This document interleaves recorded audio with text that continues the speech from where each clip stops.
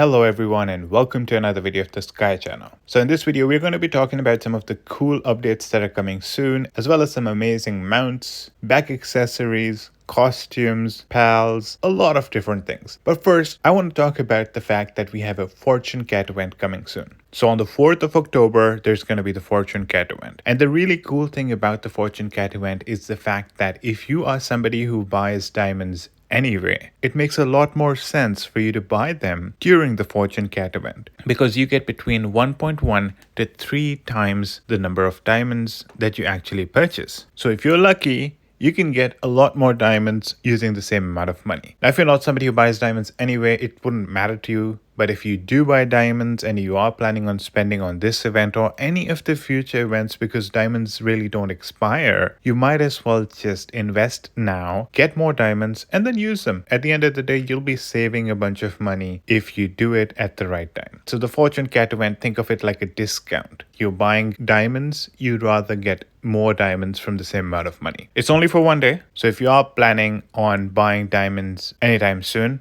better to buy them on the 4th of October so that you get more from the same amount. Next up, there's the Extraterrestrial Invasion Event. Now, just like any other event, a lot of the things are going to be similar. It's lasting for 7 days, so a whole week. It has a bunch of different screens that you can use. One of them is a space rescue, and essentially the space rescue is one of those mini games that gives you the opportunity to get a few free items and of course a few free draws. So always good to have such events so that people are able to get a few extra draws and perhaps get lucky. Who knows, maybe you can get one of the special items for free. So essentially you're controlling this train, you're going to have certain tasks that you have to complete, and you're supposed to avoid ghosts and bombs. As you can see in this screen, the train does seem to be getting bigger. I think it seems a little bit similar to that snake game, but I'm not entirely sure. Anyway, it should be fairly simple. A lot of these mini games have always been fairly straightforward, and it's very easy to get all of the prizes. So I don't want to spend too much time on this one. It's just a way for you to get free draws. So of course, it's pretty good.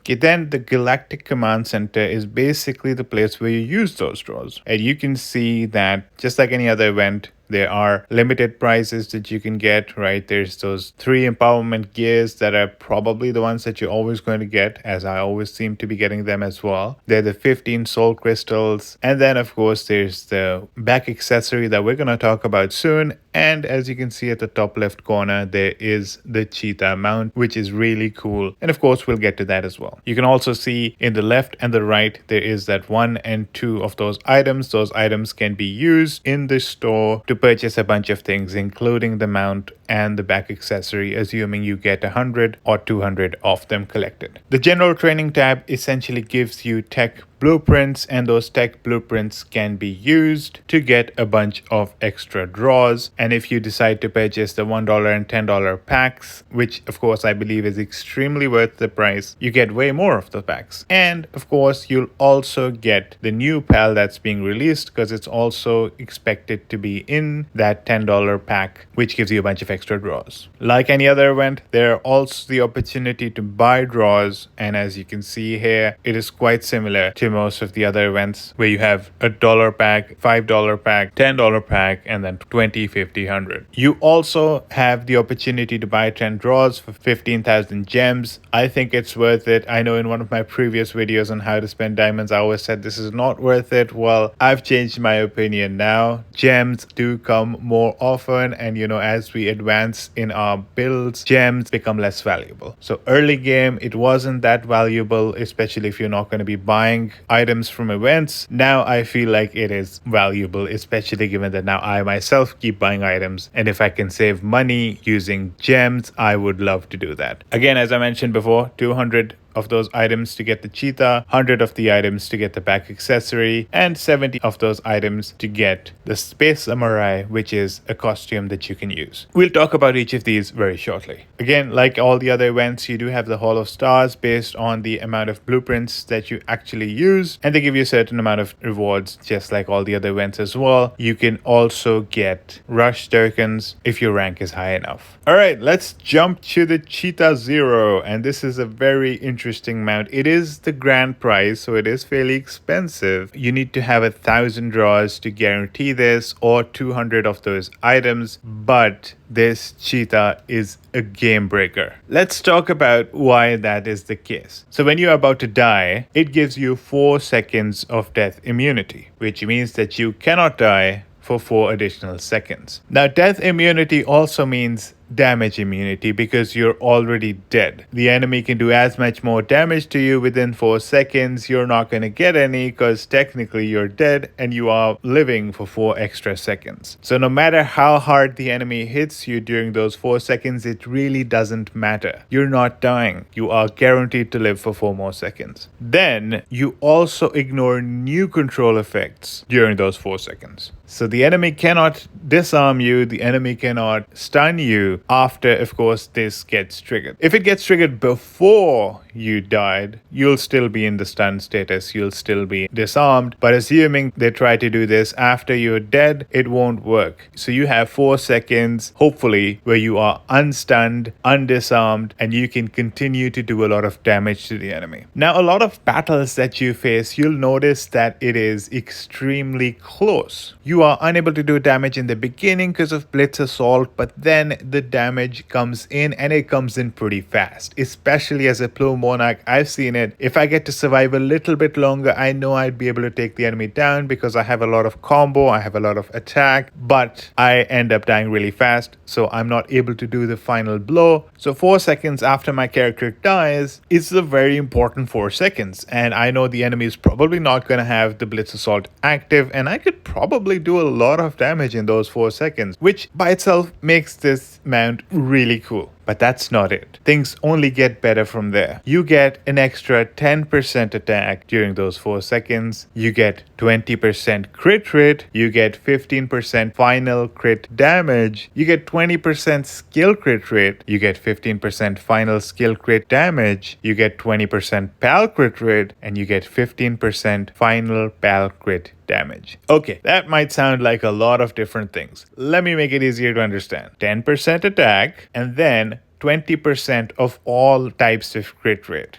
right? We're talking regular crit rate, we're talking skill crit rate, and we're talking pal crit rate. So regardless if you're a warrior or a mage or a plume monarch or one of those new classes that focus on pals, you're getting the crit rate that you need. In addition, you're getting final crit damage, again, of each of those 3 types. So regular crit damage, skill crit damage, and pal crit damage. And it's final, so it takes into effect at the end, which means it is much better than a simple multiplier. Okay, so 10% attack and 20% of all types of crit rate and 15% of all types of crit damage. As you can imagine, that makes you pretty strong, and you can deal a lot more damage than you otherwise would have. During, of course, those 4 seconds. So you become much more strong during those 4 seconds and can deal a lot more damage. Now again, adding to the fact that you have death immunity and sort of damage immunity because you can't really die, and control immunity, assuming you aren't already in a control status, this is pretty strong. And the best thing is, it's not done yet. Your next basic attack does 3000% skill damage, 1200% of your current combo damage, and 1200% of your current counter damage. And the 1200% of your current combo and current counter damage can be crit. And of course, you already got that extra crit rate, and the final crit damage is already much higher. So that's a lot of damage we're talking. In addition, you also do damage which is equal to 8% of the maximum HP. 8% of max HP as damage in addition to your next basic attack. That's huge. For context, remember that overpowered bow that everyone keeps talking about? Look at the sort of damage that it does, right? 750% of skill damage, 150% of basic attack damage, 150% of your current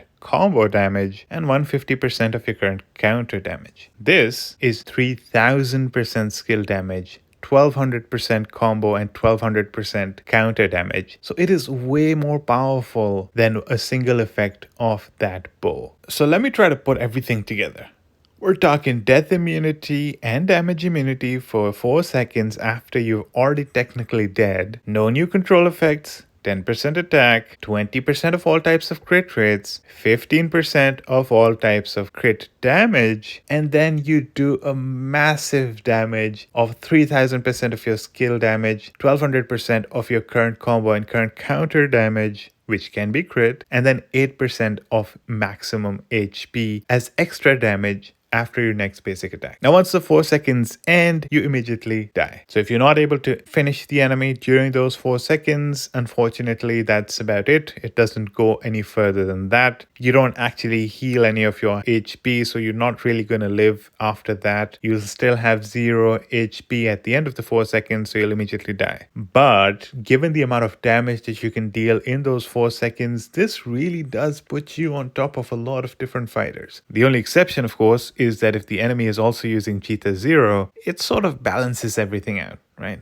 You die and then your 4 seconds start, and then if you kill the enemy during those 4 seconds, it doesn't really matter because your 4 seconds are going to end before their 4 seconds, so you'll still lose. So 2 Cheetah Zeros can balance each other out, but if the enemy does not have a Cheetah Zero, you can deal a lot of damage to the enemy. In a lot of battles, 4 seconds is a huge amount, right? And especially if you're getting this huge buff and that major damage, you could most likely win a lot of battles with this Cheetah Zero. So I consider this Cheetah Zero as a really strong mount. That being said, it's going to be a little expensive, but there is that fortune cat event that could make it a little cheaper for you, but it is definitely overpowered. Next up, we're talking about the back accessory, Alien Dimension. So what's so cool about this one? When the battle starts, you block 30% of final damage coming from the enemy and increases your attack speed by 24%, increases your energy regeneration speed by 24%, and also increases your PAL attack speed